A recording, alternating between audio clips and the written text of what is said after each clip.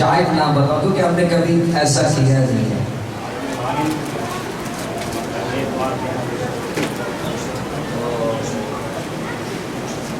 अगर आप मुझे पे इल्ज़ाम देते हैं, शुक्रिया आपका, बहुत बहुत मेहरबानी।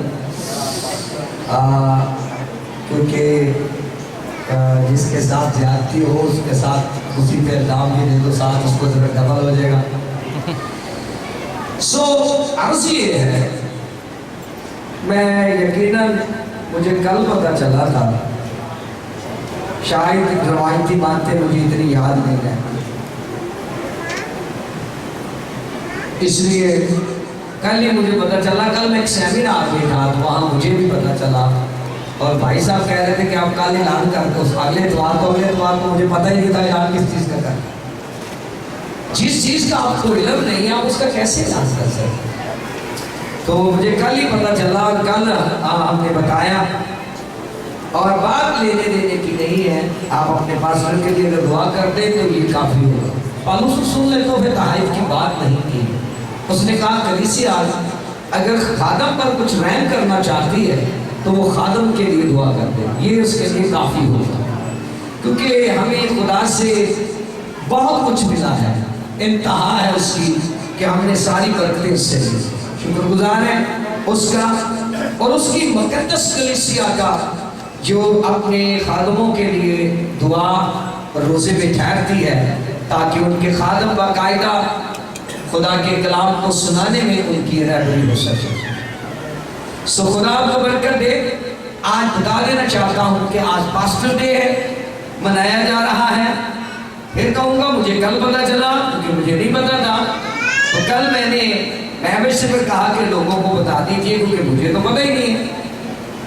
बहरहाल मुझे इसकी नाराजगी नहीं है, कोई गिला नहीं है, कोई शिकवा नहीं है, क्योंकि खुदा का शुक्र है। आमीन आमीन। सो ना ही मैंने पास्टर डे पर कोई मैसेज बनाया, मैसेज आपके लिए बड़ा हटके है। और कल मैंने कलाम सुना, मुझे कलाम सुनने की जो बरकत है वो कल बड़ी अच्छे तरीके से मिली, कलाम को सुनने की। और जब कलाम को सुने तो फिर जो ब्लेसिंग आपको मिलती है वो उसका पैसा मुकाबला नहीं करता, उसकी कोई चीज मुकाबला नहीं करती, जो आपको अंदरूनी सुकून इत्मीनान हो जाता है। सो खुदा आपको बरकत दे।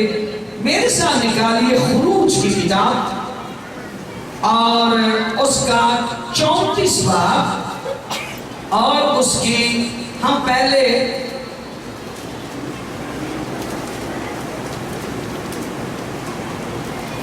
29 आयत से पढ़ें।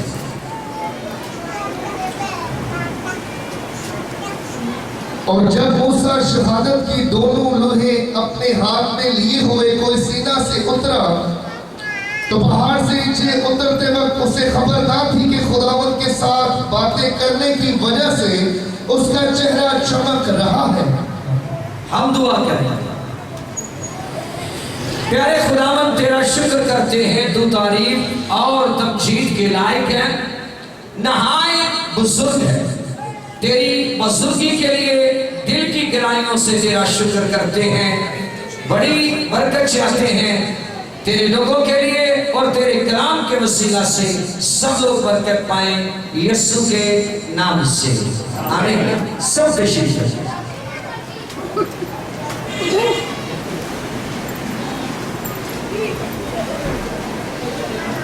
खुदावंद आप सबको बरकत दे। सब कहें आमीन आमीन। भाई को के लिए तालियां होनी चाहिए कि आमीन।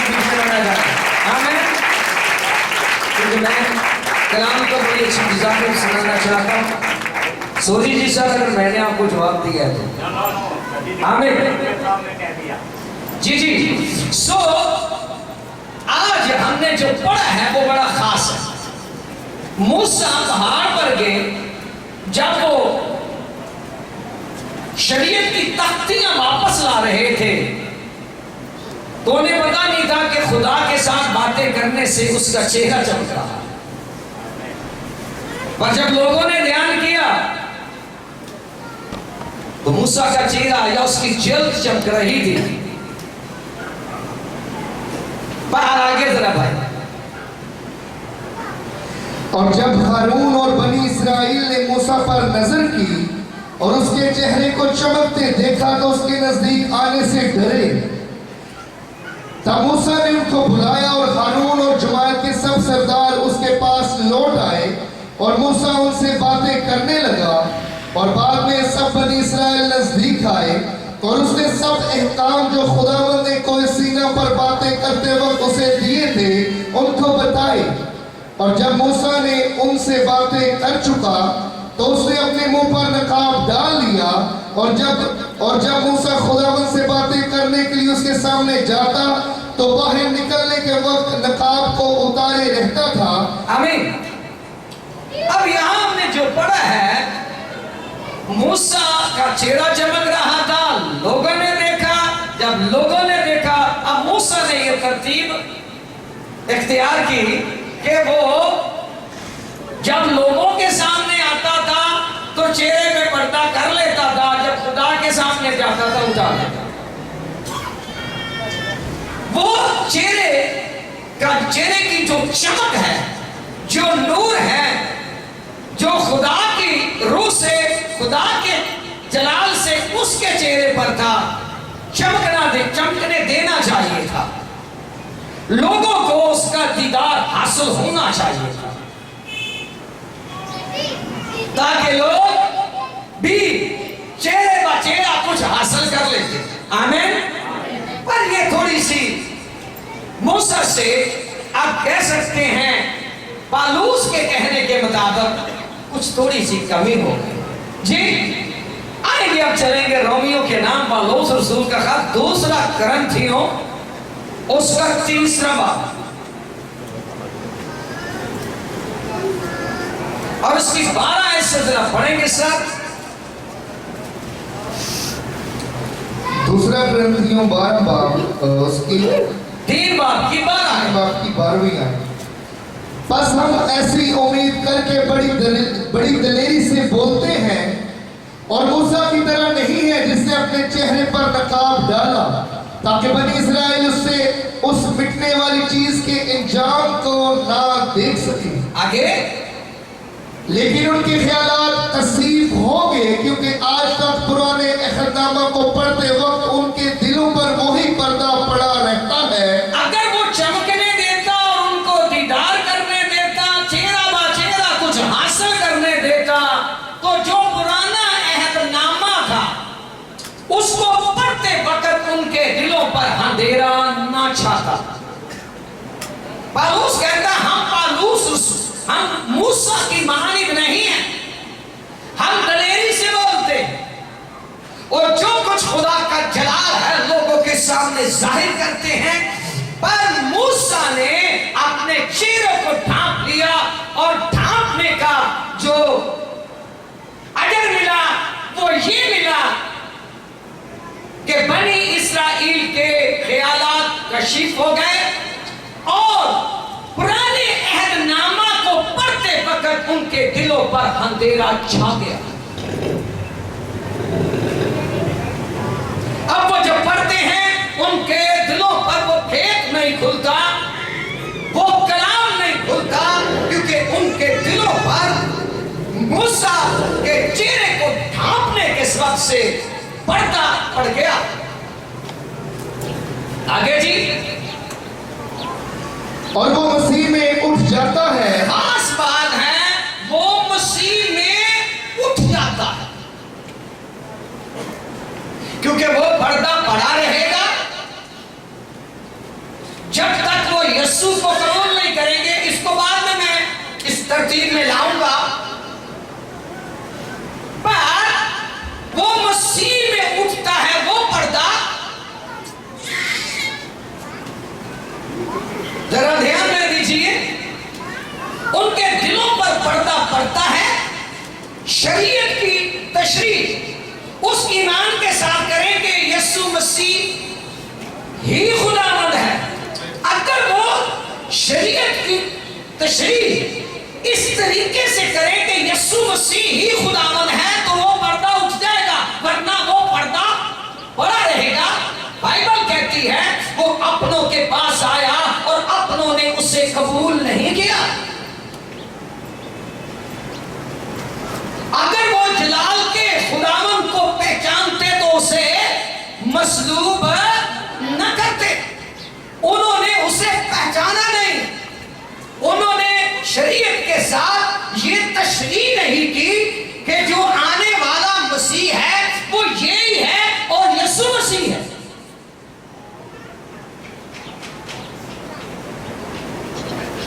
वो पर्दा दरअसल पड़ा इसलिए है कि मूसा ने चेहरे को ढांपा है, पर पौलुस कहता है जब मैंने खुदावन को कबूल किया तो मसीह में आकर वो पर्दा उठ गया। मसीह में कब वो आया? जब वो दमिश्क की राह पर जा रहा था और दोपहर के वक्त नूर चमका था और उस नूर में से आवाज आई थी, ऐ साउल तू मुझे क्यों सताता है? खुदावंद यीशु मसीह में उससे मुखातब होकर यीशु मसीह उससे मुखातब हुआ, पर साथ ही उसने कहा है खुदावंद मैं तुझे कब सताता हूं? उसने कहा जब तू मेरे लोगों को कत्ल करता है तो मुझे नहीं सताता। उसने कहा है खुदावंद तू कौन? उसने कहा मैं यीशु। मसीह में पर्दा उठ गया और पौलुस रसूल खुदावंद को पहचान गया।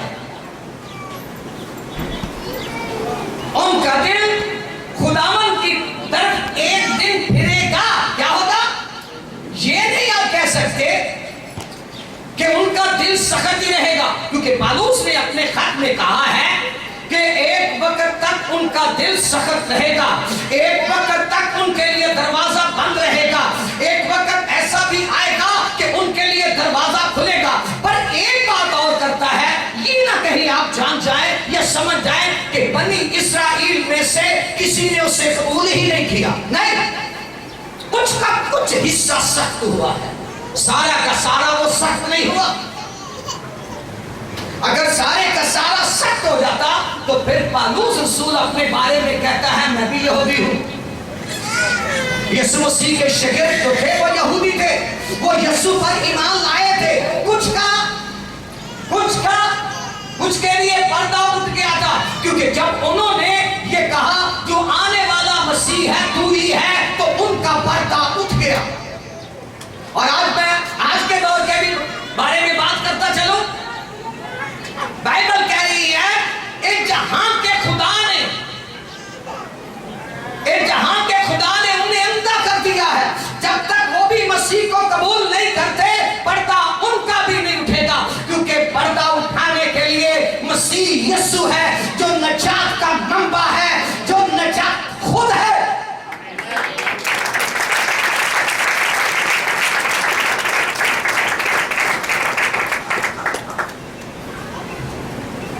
खुदा एक दिन इस्राएल पर रहम करेगा, वो वक्त बाद में है, पर उसने एक हिस्सा जो सख्त नहीं हुआ उनके बारे में पौलुस रसूल अपने खत में जरा बयान करते। रोमियो के नाम पौलुस रसूल का खत, उसके 11वां और उसकी पहली आयत से लेकर 7 आयत तक जरा ध्यान करेंगे। बस मैं कहता हूं क्या खुदावंद ने अपनी उम्मत को रद्द कर दिया? अब वो सवाल करता क्योंकि वो सख्त तो हो गए हैं, पर उसने कहा क्या खुदा ने अपनी उम्मत को रद्द कर दिया? आगे हरगिज़ नहीं, उसने रद्द नहीं किया, क्योंकि मैं भी इस्राएली इब्राहिम की नस्ल और बिन्यामीन के कबीले में से हूँ। मैं भी इस्राएली हूँ।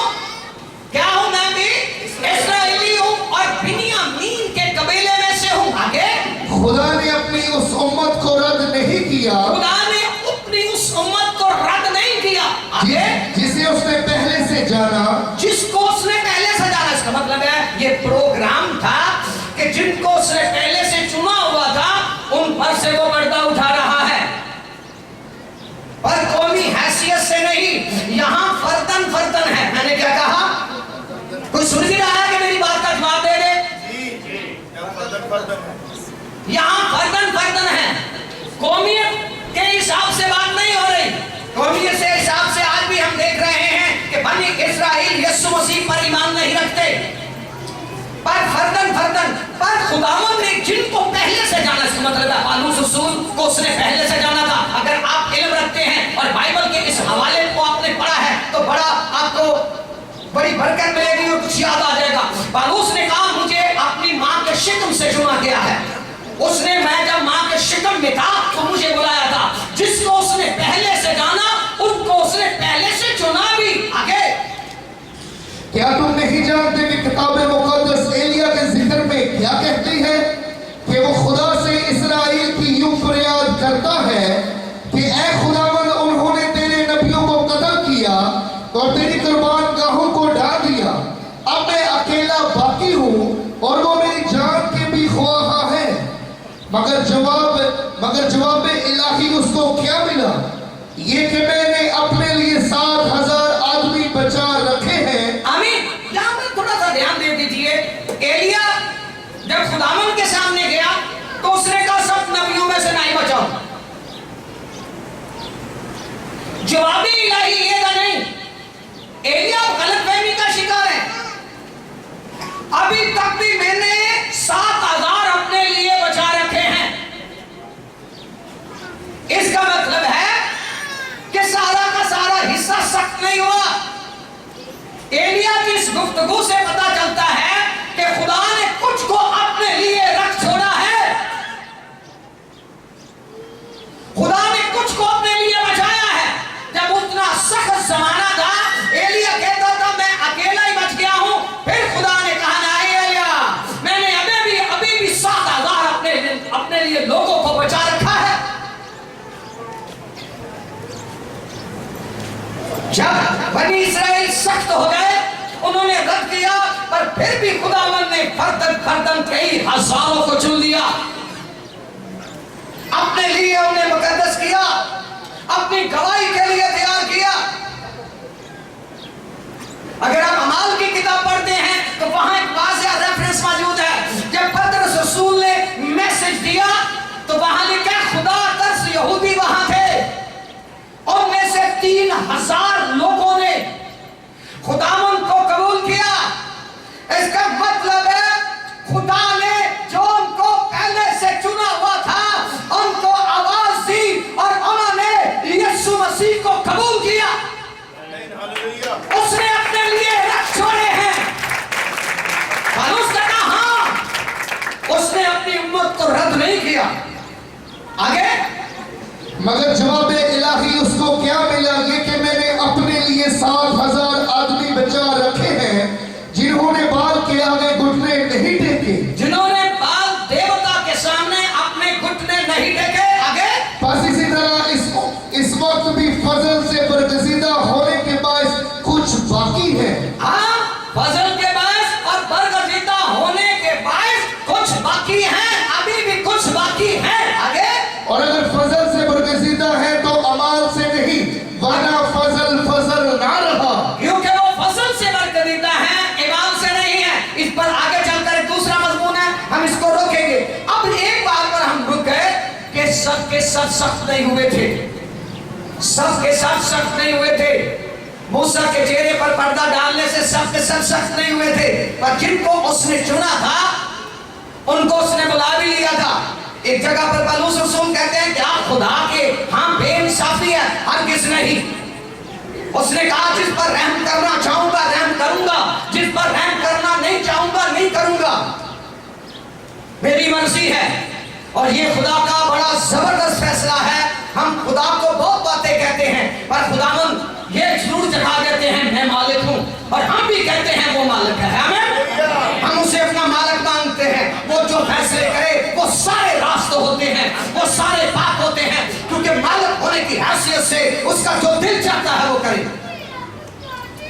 सब कहेंगे हालेलुया, हालेलुया। अब आगे चलेंगे कुछ हिस्सा, पर आप तो भी सोचेंगे कि कौमियत का क्या बनेगा, क्योंकि आपने ये भी तो सोचना है, क्योंकि खुदा ने इससे एक और काम करना है। आए मुकाशवा की किताब में जरा चले, आपको पूरी तस्वीर का पूरा मुकम्मल मैं जायजा दिखाऊं, क्योंकि मेरा इरादा है आपको पूरी तस्वीर नजर आए ताकि आप कलाम मुकद्दस को समझें।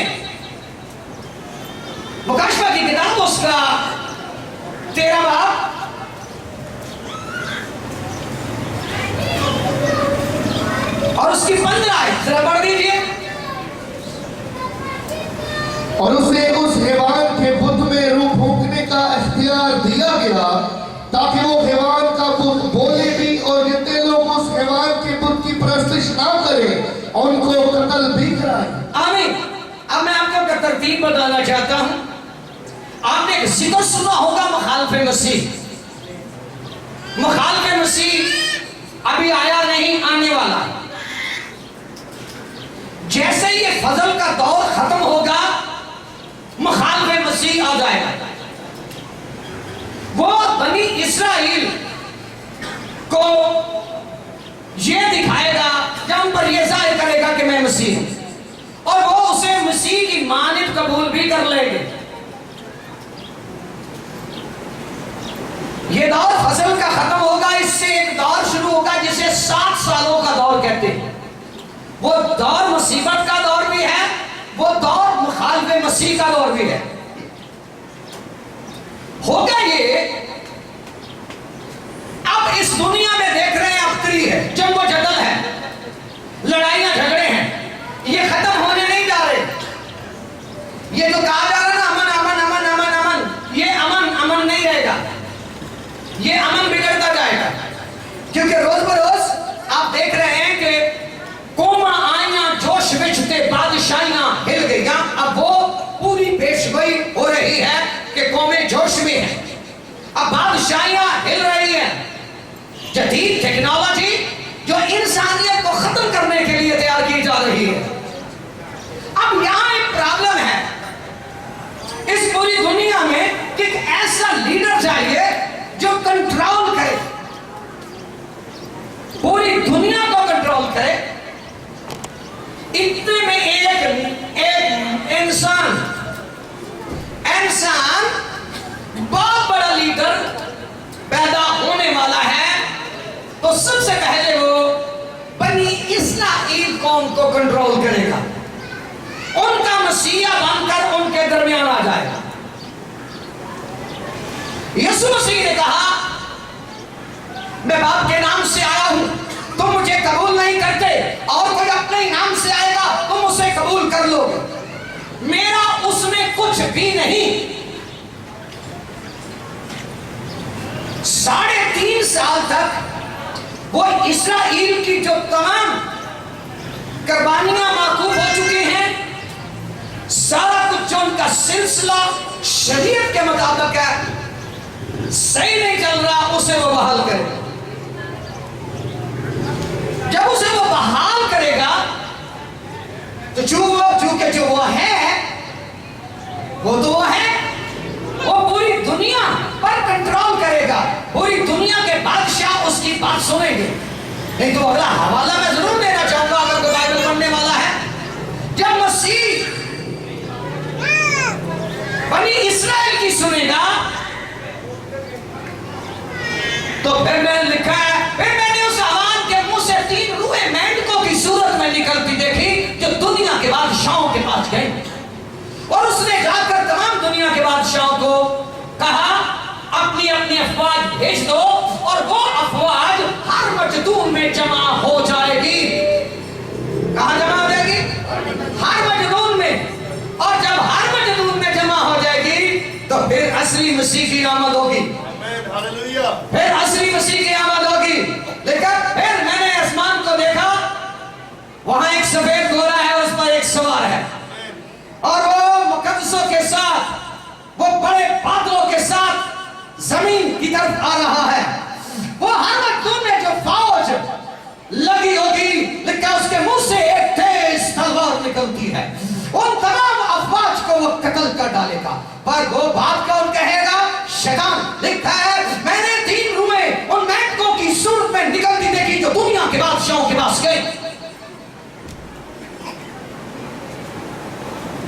उसका कंट्रोल होगा, पर कहां उसकी मखालफत होगी, ये खास बात है। और कहां बनी इस्राएल पूरी कौम यीशु की तरफ फिरेगी, जब वो हैकल में बुत लगवाएगा।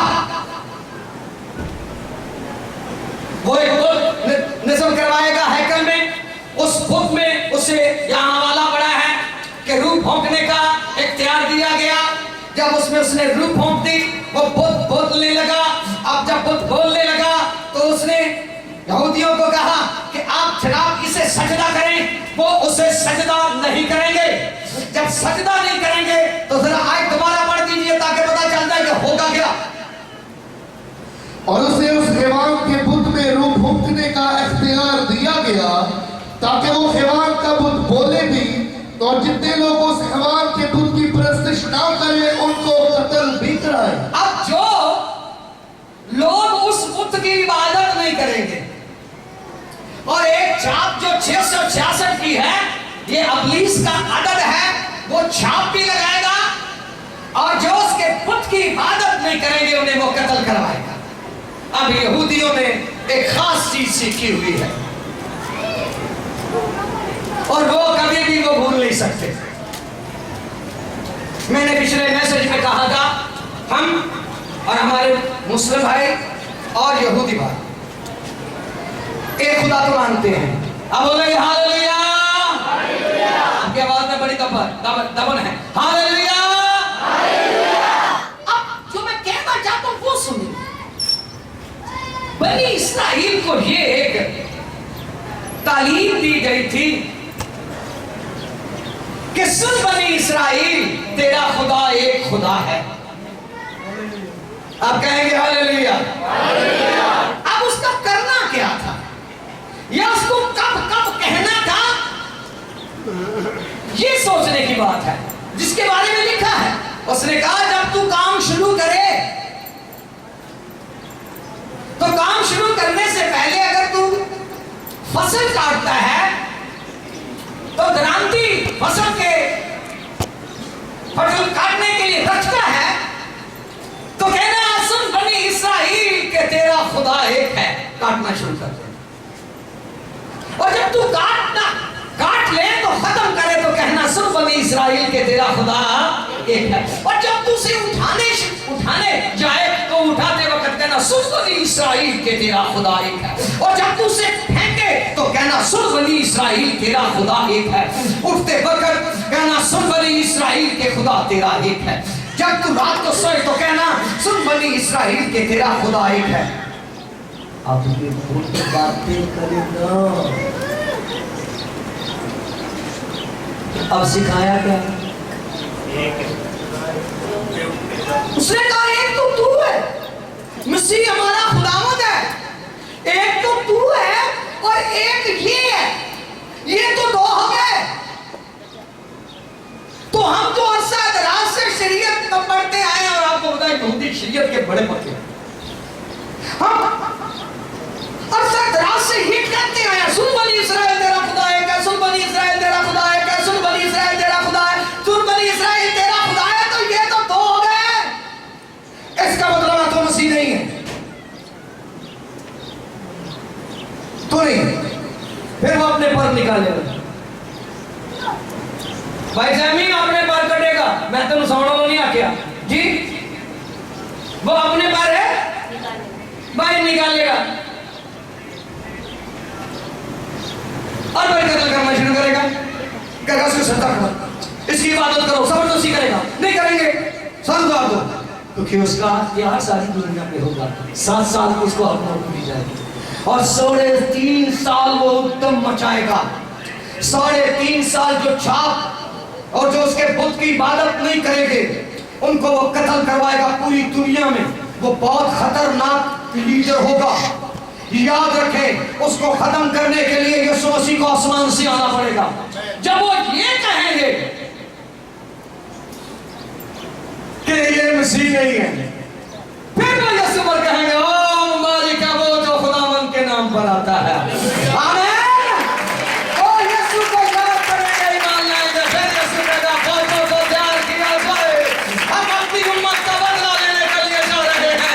हम जमीन पर हुकूमत भी करेंगे, क्योंकि यीशु सिर्फ उनको कत्ल करने के लिए नहीं आएगा, बल्कि 1000 साल सल्तनत का आगाज करने के लिए आएगा। जैसे इनको कत्ल करेगा, उनको एक सयून पर बैठ जाएगा, अपना तख्त लगा लेगा और 1000 साल पूरी दुनिया पर सल्तनत करेगा। उस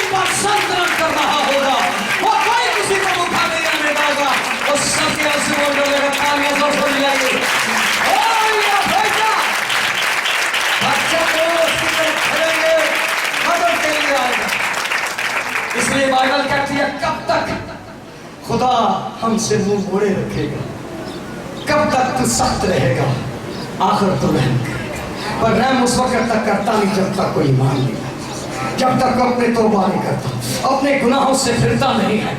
आमीन। उस वक्त आप में मैं आपसे भी मैं कह देना चाहता हूँ, अगर चाहते हैं पर्दा उठ जाए तो उसे कबूल कीजिए, गुनाहों को तर्क कर दीजिए, आप बिल्कुल मुंह मोड़ कर खुदा की तरफ जाएं, अपना चेहरा खुदा को दिखाएं ना कि शैतान को। आमीन।